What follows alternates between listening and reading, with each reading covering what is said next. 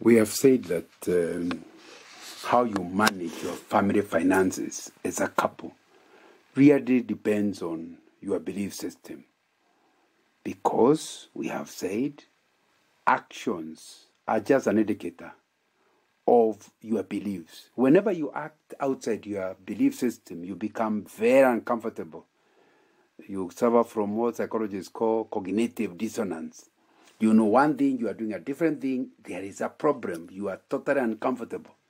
So when you see people living in a certain way, acting in a certain way, you can deduce what their belief system is. If you change the belief system, they'll be so uncomfortable with what they have been doing, they have to change their behavior in the process. For example, if you believe in what the scriptures call marital oneness, that the two are one flesh, it will be difficult for you to have a federation marriage. What did we say a federation marriage is? It is where the couple are friends, for sure, but they don't want to be too intertwined. Oneness is frightening. So what do? They tell you, have your own economy, have your own aspirations, your own careers, your own everything. We are only going to be united on two things only. Foreign affairs will be seen together, will act as one. And defense. If I'm insecurity issue, you defend me. The rest of the time we are together. Many people living in marriages live in a federation of a marriage, which is totally unbiblical. What are indicators that you are living in a federation? Each person budgets their money separately. Each of them owns things separately. In fact, you can have someone poor, the other one rich, and they're inside the same marriage. And sometimes even children, they have favorite children, like Isaac and Rebekah, where the mother loves Jacob and the mother loves where the father loves Esau and the mother loves Jacob. That's a federation where you are still together, just like in a federation. You in a federation, you are one country, your defense is the same, your foreign affairs is the same, but the economies are totally different. Each state has its own economy, its own taxes, its own everything.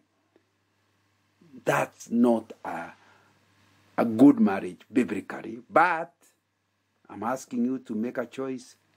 Is that what you are having? And it's important to ask yourself that, because really it will tell us what your beliefs are. If I found that you have two separate accounts, even if you are helping using the money together, no matter what they say, they tell you in a federation, they say you look after this type of items, types of expenditure, I'll look after this. It's your responsibility for that. Don't interfere with me. I would handle my part, handle your part. That's what I see. And sometimes, the wife may even be a qualified accountant, but she's not allowed to help the husband, because the husband says, no, this is my area. I will know your belief system about marriage is not a biblical one. Let's look at a few others. That's one belief system about oneness, which is taken from Genesis chapter 2, verse 18 to 25. Let's another one. Do you recognize yourself as God's property? Because if you believe that you don't own anything, you manage what belongs to God, then neither the husband or the wife will be fighting over ownership, because they know both of them are aware that they are managing what belongs to God.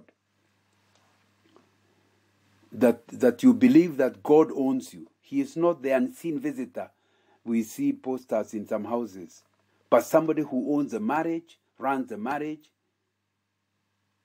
and he is in your marriage to call the shots, literally to control. Sometimes you want to do this and you realize it will not please the Lord, and this is the Lord's marriage. So you do what the Lord wants. You are only stewards. If that's what you believe, you can see in the management of money, things are going to change.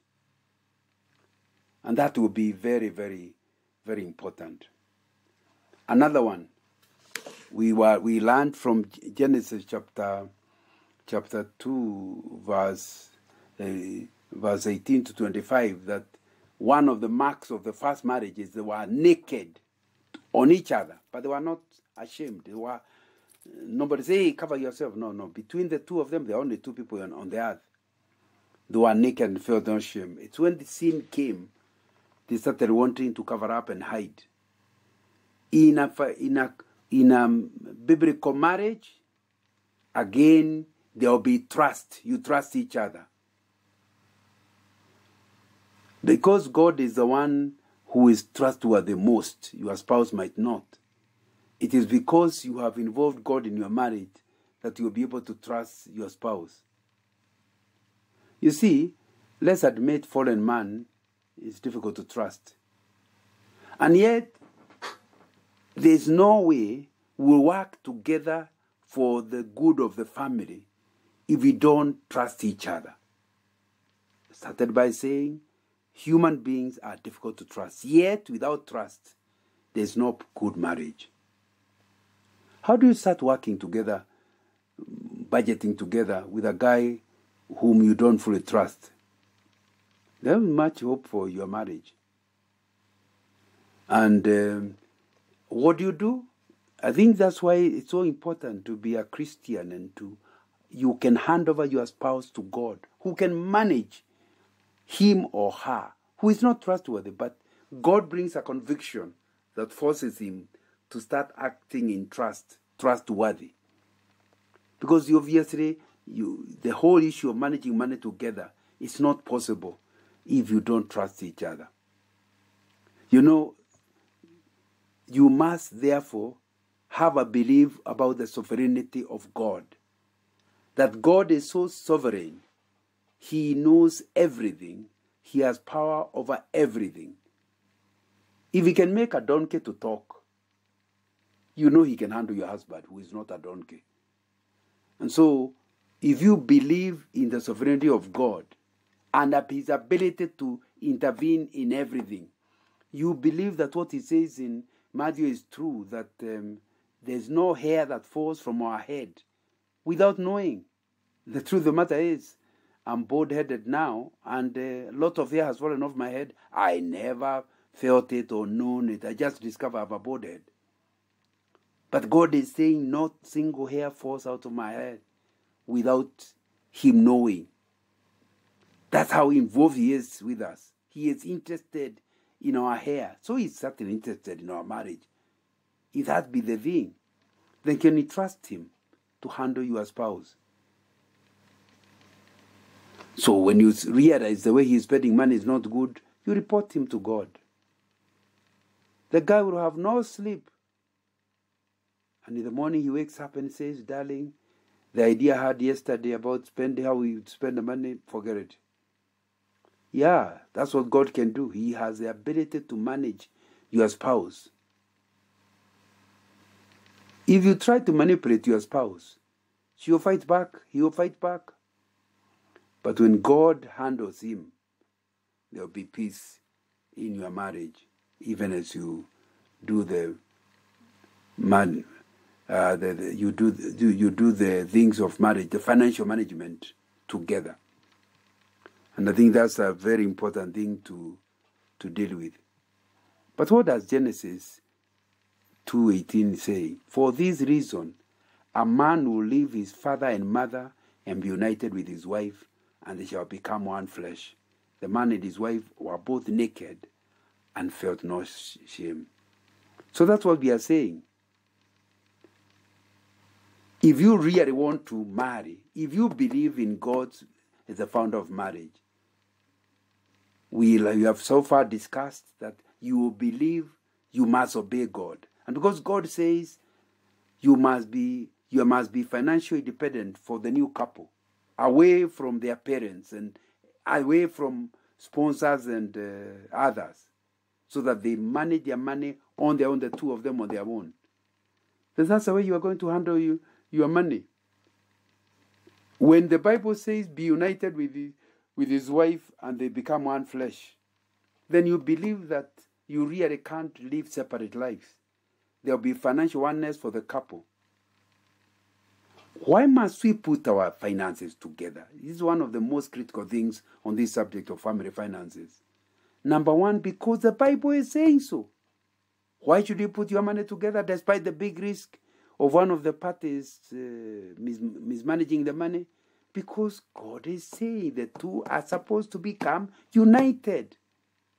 One flesh. Number two, I want to remind you that why you should have your money together is because you vowed to give him everything you had. You vowed to give her everything during the wedding.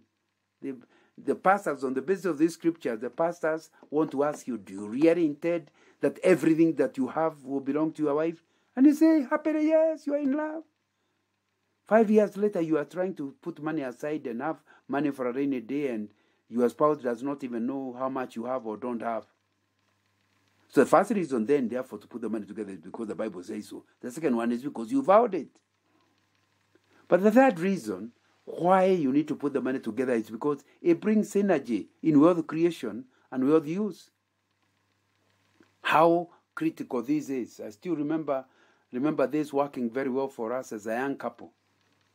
There was a mortgage project going on.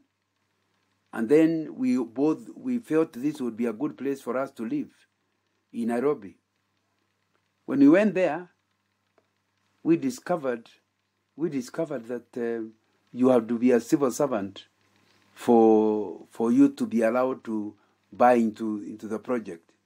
And my wife was a teacher. My friend, without her, she didn't have enough money on her own. But the fact that we are doing it together, when we fill the forms together, we qualify. And because she is a teacher, she qualifies the other requirements. So that's how we got our first house within the first 5 years of our marriage. It's very critical to understand, if you run two different economies, you're still doing well, but you not do as well as you could if you are running it together. In management, they call it synergy. The additional productivity that comes when you work together and doesn't work together. However hardworking you are, you work on your own. I'm hardworking, I work on my own. The truth of the matter is the productivity will be up to a certain level. But if we could be both hardworking but work together, we get more.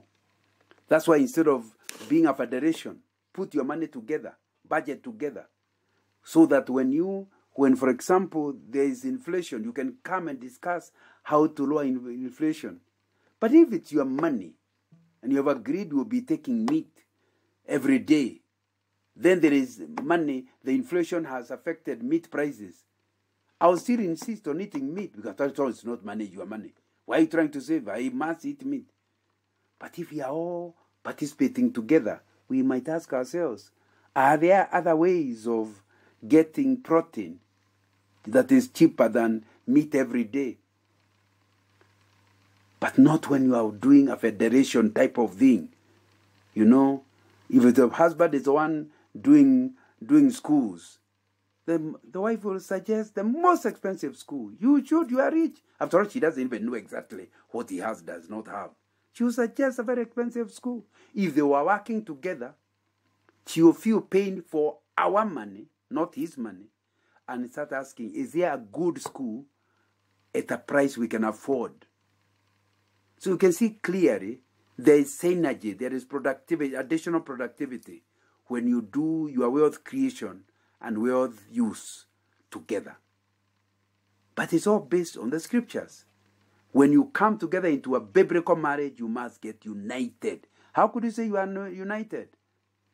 If your pockets are not married, you are not yet married. If your finances are not married, you are not yet married. And that will be some important issue you have to deal with. Isn't that what we have been emphasizing this passage? That the man and his wife were both naked and felt no shame. The reason why people don't want to put money together is because then they'll be naked. Everybody will see everything. The husband wants to show how rich he is, but when the accounts now are together, you can see he doesn't have money. But he wants to play the drama of being rich. But you see, if you are really in marriage, you should be open to one another. That's what you read from the scriptures. You are supposed to be a person with transparency, a person who seeks transparency to your spouse. I'm not suggesting you become transparent and naked to public. No, to your spouse. The Bible is talking about your spouse.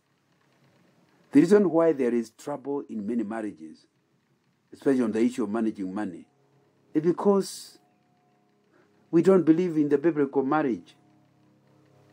The idea of both being naked, yet they are not ashamed, because what's wrong with your husband seeing you the way you are? He loves you. He desires the very best. And if he knows there is a certain mark at the back of your shoulder, he'll be the one covering it up. So knowing it becomes very useful.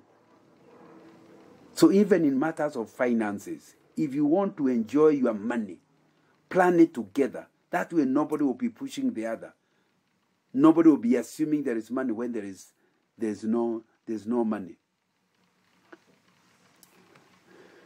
A lot of reasons why people are fighting in marriage is just because of this lack of trust and transparency. But the Bible is saying that if your marriage is to be a Christian marriage, you must agree to become naked before your spouse. And I think that's a very important thing to understand.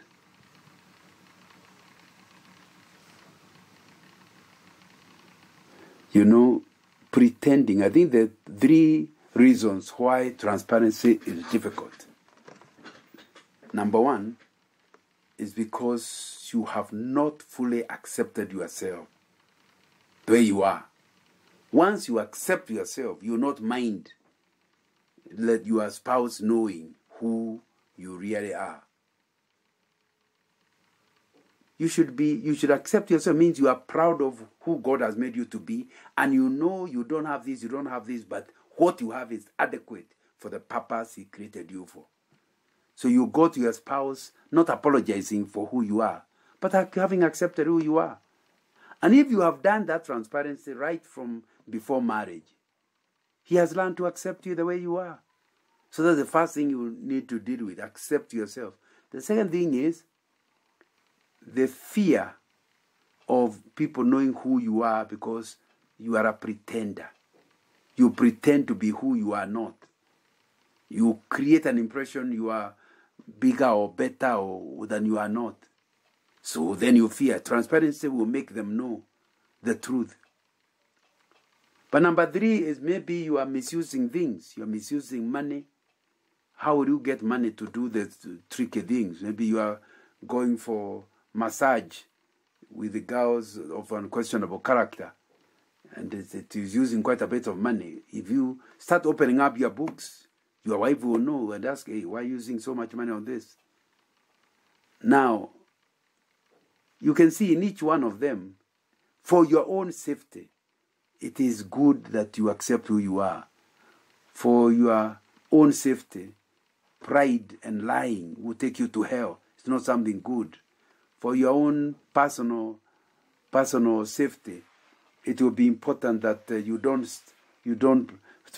steal or use money in ways that are not right before God. Then if you're using them right, you'll not be afraid of your spouse knowing why. Your spouse will never go repeating the story to others, because your spouse is your protection. You are together. You are one. And you can tell him that matter, let it not go beyond their home. I don't even want my parents to know. She will keep to it because you are one. If you have developed your marriage to where you value each other. But sometimes, what men want is that their wives should be naked. But they themselves will not be naked. So let's have a joint account. Put your money in my account. No. Joint account means jointly owned, jointly controlled, jointly funded. You can't say you are married if your money is not jointly controlled. If it is not jointly funded, both people should be doing their very best to bring money into it, and then it must be jointly budgeted. You can't talk about oneness in money otherwise. So it means that the husband must agree to be controlled by the wife on how the money is used, on how money is budgeted. We must work together. It's us agreeing how to do it. You must disclose your total life to your spouse.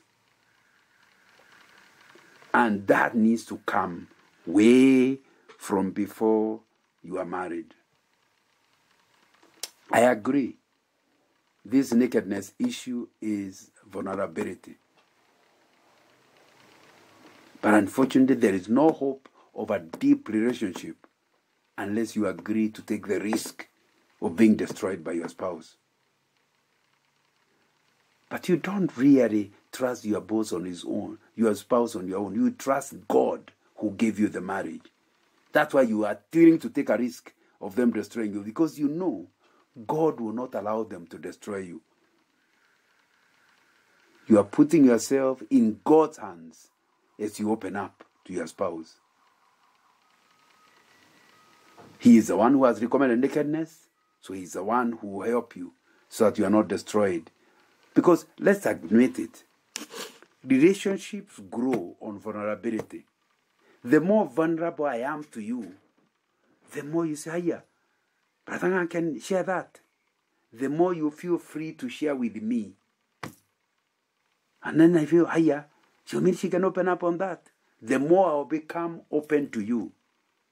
But you see, I do agree. The reason I'm calling it a risk is because you can use my nakedness to destroy me psychologically, or to malign my name, whatever. All those are risks. That's why you go to God to protect you out of the risk. But the alternative is not to feel to be vulnerable, because the moment you try to protect yourself, you put yourself in a shell, then you can't relate well with another person, and so you will not enjoy your life. It is by taking the risk that the relationship gets deeper and you enjoy your marriage. And I think that's a very, very important thing that we need to deal with. So what are we saying?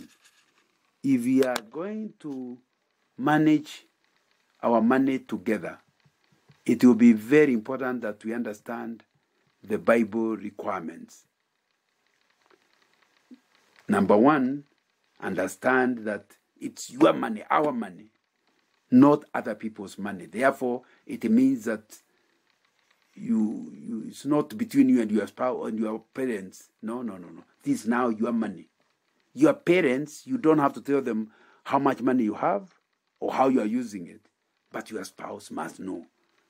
That's what you have said, because that's the understanding of the Bible saying, "For this reason, a man shall leave his mother and father." It means that they are married, they are independent, they are economic independence. There is a unilateral declaration of independence from your parents in order to become now dependent on your spouse. And I think that's what we've been saying, that if you truly are going to have financial oneness and manage money together, that you have to pull out other people. It also means that whatever you invest together. Whatever you save together. Whatever you plan to use, you agree together. Like we said, you therefore cannot surprise your wife with a gift, except if the gift can fit into what we call contingency. Little money which you can use the way you want without explaining to your spouse. That's contingency. Normally no more than 5% of the budget. Beyond that, you must agree how to use the money. Therefore, even if the money you are using is to bless me, surely it's my money. I have a right to do with it what I want. So, and maybe what you are buying is not what I want. So we need to discuss together in order for us to budget together. All that will happen only if there is no other parties other than God who are involved in your finances. Because if you're involved in if there are other people involved, you want to tell them one thing and tell your wife a different thing. We have said it is very important that is understood. We have also emphasized very, very, very importantly the fact that you cannot call yourself one if you do not, of necessity, operate as one. Therefore, you are not a federation. You are a union. Federation is where each state or county can work separately, but they have agreed on defense and foreign affairs. We are saying your money should not be used like that. We need to be having one budget, one control center, and agree how to use it together. I shouldn't feel like I did not approve something you bought. It is very important that you budget together, we have been saying. But also we have admitted that will require trust, because for sure it's a risk you are taking. And in trying to follow that trust, we learned that there's a requirement of marriage. There's no way you can be married without trust. That's why infidelity is such a major blow to marriage, because sometimes you wonder, if he can sleep with another woman, how can I trust him on the issues of money? So that lack of trust in one area becomes lack of trust in other areas, makes you not trustworthy. That's why as a man, you need to act in a way that encourages trust. And as a woman, you need to act in a way. And how do you encourage trust? Number one, by always telling the truth. And even uncomfortable sharing something, saying, sorry, let me not talk about that, instead of thinking that you can lie about it. And I think that will help people, the other party, to trust you. Number two, opening up issues that I would not have known unless you told me, makes me know that you really trust me. So I also want to, in return, to trust you. And that encourages trust. Number three, we have emphasized, it is ensuring that you trust God to be able to defend you, to protect you, despite you are being so vulnerable and taking risk by sharing with other people. The argument we have said is, if God is the one who has told me to do it, then God has to be the one who will protect me from being destroyed by my spouse. It's answering the question, what can engender trust? I think number three is asking questions where you need to. Don't become suspicious and act like I'm wrong before you have. I will not trust you, because if you can't trust me, it will be difficult to trust you. So ask questions, but genuine questions, not suspicious questions. That way, I know you're asking in order to understand. You are not asking to imply that you don't trust me. One of the things that destroys is wrong accusation. Of course, I don't want you to be naive, but the risk is very high when you accuse me of something which is not true. The normal foreign man's reaction is to say, I'll do it. Now that you accuse me of doing it, I'll do it. I'll do it so that at least you can accuse me correctly. And with that, how marriage is destroyed. So do not start becoming suspicious of the way your wife has used money. Instead of ask a genuine question. How are we using it? Can we go through this budget? How did we perform? Did we do the things we put in the budget? Don't start wrongly accusing someone. Because if you do wrongly accuse someone, you actually endanger trust. So in this financial management, the best thing is do it together. And where you think there is necessity, you can even have an auditor who audits. If you are doing a business together, audit so that an external eye can see something, so that it engenders trust. That's why we go to auditors before the annual general meeting for a business, so that you are not asking the shareholders to just trust us. You are saying, look, here is another party, an independent party, qualified, who has looked at the books, and they say we are doing okay. That will help you to work together as you have money together.